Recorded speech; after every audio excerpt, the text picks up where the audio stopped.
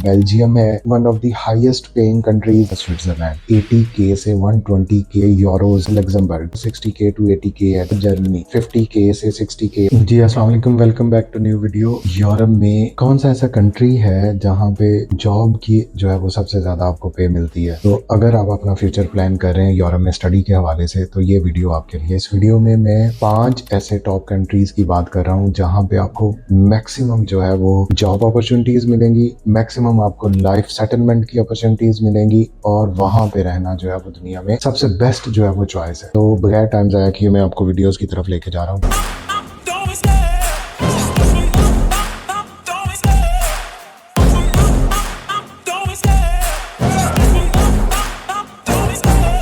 तो सबसे पहले ये सोच लें कि पाकिस्तान से बाहर निकलना इस टाइम पे आपके लिए बहुत इंपॉर्टेंट हो चुका है। चाहे वो आप एजुकेशन के लिए निकलें, चाहे वो जॉब सर्च के लिए निकलें, या चाहे वो रहने के लिए। ठीक है, अगर आप अपना फ्यूचर सेव करना चाहते हैं या नेक्स्ट जनरेशन को जो है वो सेव करना चाहते हैं तो इसलिए वीडियो में मैं लिखता हूँ कि पाकिस्तान से जिंदा भागना जो है वो ज्यादा इंपॉर्टेंट है। तो कहाँ पे जाया जाए? देखें, जो आपकी फ्यूचर की प्लानिंग है, अगर आपने इस टाइम पे इसको फोकस ना किया तो ये आपके लिए जो है वो आपको बाद में सिर्फ काश का वर्ड आपके पास रह जाएगा कि ये ना होता, ये कर लिया होता, वो कर लिया होता। तो ये वो राइट टाइम है। मैं हमेशा कहता हूँ कि जो पेरेंट्स ये वीडियो देख रहे हैं कि सबसे बेस्ट टाइम बच्चे को यहाँ से उसका हाई स्कूल पूरा होने के बाद, उसको इंटरमीडिएट या ए लेवल्स करने के बाद उसको आप बाहर जो है वो बैचलर डिग्री के लिए भेज दें। बैचलर डिग्रीज में ऐसे सब्जेक्ट्स को चूज करें जिनकी उन कंट्रीज में डिमांड है या जिसमें कोई बच्चे में स्किल सेट जो है वो डेवलप होती है। कोई ऐसे सब्जेक्ट ना चूज कर लें जिसमें कोई आपके पास एक्स्ट्रा कोई कोर्सेज या स्किल सेट्स या आपकी प्रोफेशनल ग्रोथ ना हो और फिर आप देखें कि जो है मैं आज किस स्टेज पे हूँ और यहाँ पे जॉब की डिमांड क्या है और मेरे पास क्या है। तो सबसे पहले हम बात करेंगे जो सबसे बेस्ट कंट्री है पे के हवाले से और लिविंग स्टैंडर्ड के हवाले से और दुनिया में हमेशा से सबसे हाईएस्ट पेड कंट्री की लिस्ट में रहा है, वो तो है स्विट्जरलैंड। बहुत खूबसूरत मुल्क है।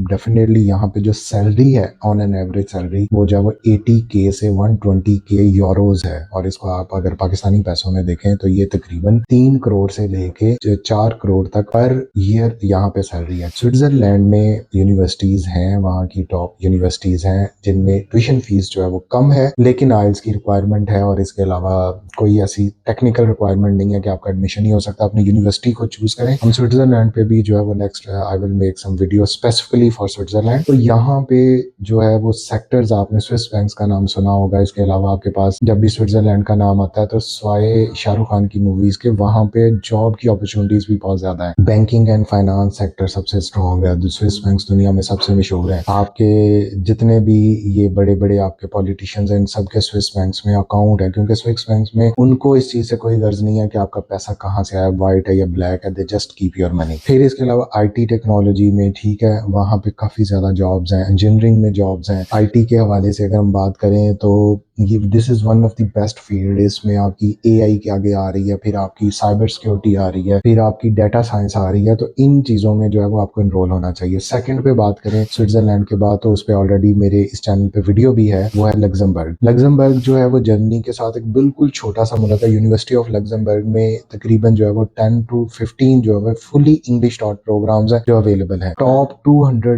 जो क्यूएस रैंकिंग है यूनिवर्सिटीज की वर्ल्ड की, उसमें लग्जमबर्ग यूनिवर्सिटी जो है वो रैंक करती है। यहाँ पे आपके पास अगर आपके पास आइल्स है तो ये लोग जो है वो आपको आइल्स या टॉफल को एक्सेप्ट करते हैं, पीटी को एक्सेप्ट नहीं करते। यहाँ पे भी आपको जो है वो डिग्री मिल जाएगी, आपकी एनरोलमेंट हो जाएगी। इसके अलावा यहाँ पे सबसे ज्यादा सैलरीज जो है वो स्विट्जरलैंड के बाद है। यहाँ पे पर कैपिटा जो सैलरी है वो राउंड अबाउट जो है 60K to 80K है। यहाँ पे पब्लिक ट्रांसपोर्ट फ्री है। तो ये एक ऐसे कंट्री है जिनको आप चूज कर सकते हैं अपने स्टडी डेस्टिनेशन के हवाले से, अगर आपकी प्रोफाइल अच्छी है। मैं बार बार कहता हूँ इसमें स्टूडेंट की प्रोफाइल का बहुत ज्यादा लिंक है। पल्ले नहीं तेला ते कर दी फिर दी मेला मेला, वो हिसाब ना हो कि आप खुद एवरेज स्टूडेंट हैं जो 50 60 70% मार्क्स लेके पास आउट हो रहे हैं और कोई एक्स्ट्रा स्किल नहीं और आप इन कंट्रीज के ख्वाब देखें। ख्वाब देखने में कोई बुराई नहीं है, लेकिन फिर आपको वो कंट्रीज चूज करने चाहिए जो आपकी प्रोफाइल के अकॉर्डिंगली हैं। और उनमें मैं हमेशा कहता हूँ कि आप जो है वो लिथुआनिया या लटविया को चूज कर सकते हैं, क्योंकि वो आप जैसे लोगों को एडमिशन दे देते हैं और यूरोप में जाने का मौका दे देते हैं। उसके बाद आ जाता है जर्मनी। टॉप 3rd डेस्टिनेशन है दुनिया में आफ्टर यूएसए, से यूके, उसके बाद यूरोप में first destination I can say for studies. Public universities में ट्यूशन फीस कोई नहीं है, ठीक है, लेकिन ब्लॉक अमाउंट की शर्त है, जो आपका ही पैसा है आपको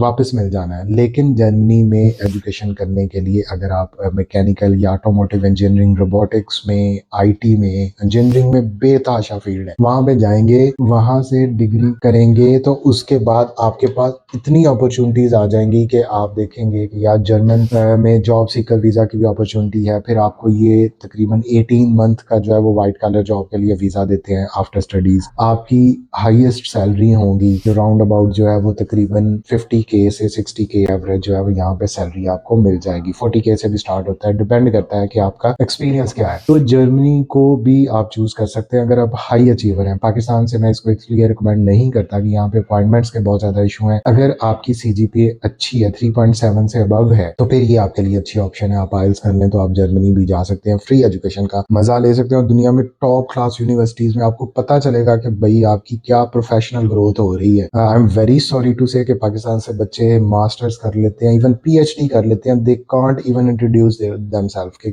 मैंने क्या किया, मेरी क्या स्किल्स है, मेरी स्ट्रेंथ क्या है। तो ये चीजें भाई आपने खत्म करनी है बाहर जाके। उसके बाद अगर हम बात करें बहुत अच्छी कंट्री एजुकेशन और रहने के हवाले से, आई कैन से उसमें जो है वो बेल्जियम है। Belgium one of the highest paying countries है। ब्रसल्स इसका कैपिटल है जो यूरोपीय यूनियन का है। यहाँ पे भी आपको फार्मास्यूटिकल्स इंडस्ट्री काफी इनकी बहुत अच्छी है। इसके अलावा यहाँ पे IT की इंडस्ट्री और इसके अलावा अकाउंटिंग एंड फाइनेंस, तो ये वो फील्ड्स हैं। यहाँ पे बेल्जियम में आपको हाईएस्ट पेड जो है वो जॉब्स भी मिल जाएंगी। और यहाँ पे आप स्टूडेंट की अगर अर्निंग की बात करें तो 10 to 11 यूरोज पर और यहाँ पे जो है वो वेजेस मिलती हैं। छोटा सा कंट्री है, कल्चरली और एजुकेशन के हवाले से ये कंट्री बहुत रिच है। इनके जो लिटरेसी रेट है, और यहाँ पे आपको इंग्लिश का भी इतना ज्यादा प्रॉब्लम नहीं है क्योंकि यंग जनरेशन सारी जो है वो ऑलमोस्ट बोल लेती है। और इनको जो है यहाँ पे बेल्जियम में फ्रेंच भी बोली जाती है, इसके अलावा जर्मन लैंग्वेज भी यहाँ पे बोली जाती है। मैंने स्विट्जरलैंड का बता दिया आपको, लग्जमबर्ग का बता दिया आपको, जर्मनी का बता दिया आपको, बेल्जियम का बता दिया। इसके बाद जो टॉप डेस्टिनेशंस हैं जो आपको यूरोप में चूज करनी चाहिए, जो स्टडी के हवाले से और रहने के हवाले से सबसे फिट है, वो है नॉर्डिक स्टेट, जिसमें डेनमार्क है, जिसमें नॉर्वे है, जिसमें फिनलैंड है, जिसमें स्वीडन है। फिनलैंड को स्कॉलरशिप्स का हब कहा जाता है, दुनिया का हैप्पीएस्ट कंट्री है, one of the best education system in the world है। हमारे पास काफी सारे बच्चों ने, हमने फिनलैंड के एडमिशंस जो है वो पीछे भी गए हैं बच्चे लास्ट 2023 में, और 2024 इनटेक में हमारे पास राउंड अबाउट 70 एप्लीकेशंस हमने की हैं, और एक एक बच्चे की हमने जो है वो 12 या इवन जो है वो 7 to 8 यूनिवर्सिटीज में हमने उनके एडमिशन जो है वो डिफरेंट सब्जेक्ट्स में अप्लाई किए हैं। ये एक ऐसी अपॉर्चुनिटी थी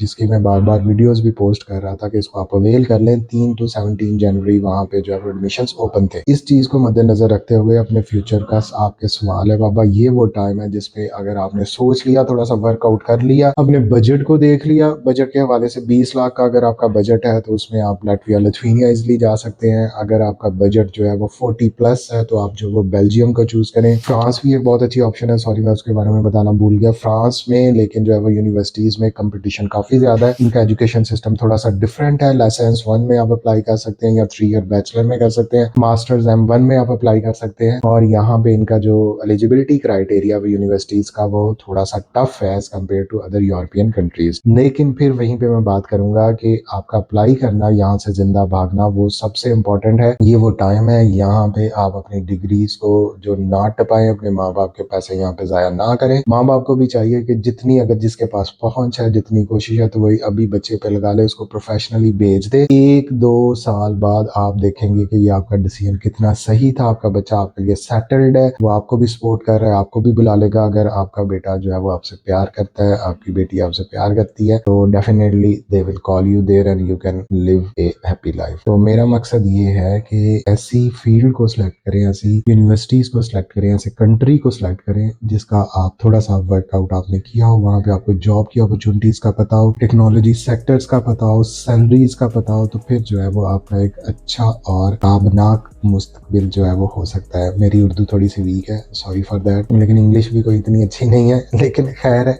चले मिलते हैं नेक्स्ट वीडियो में। Thank you.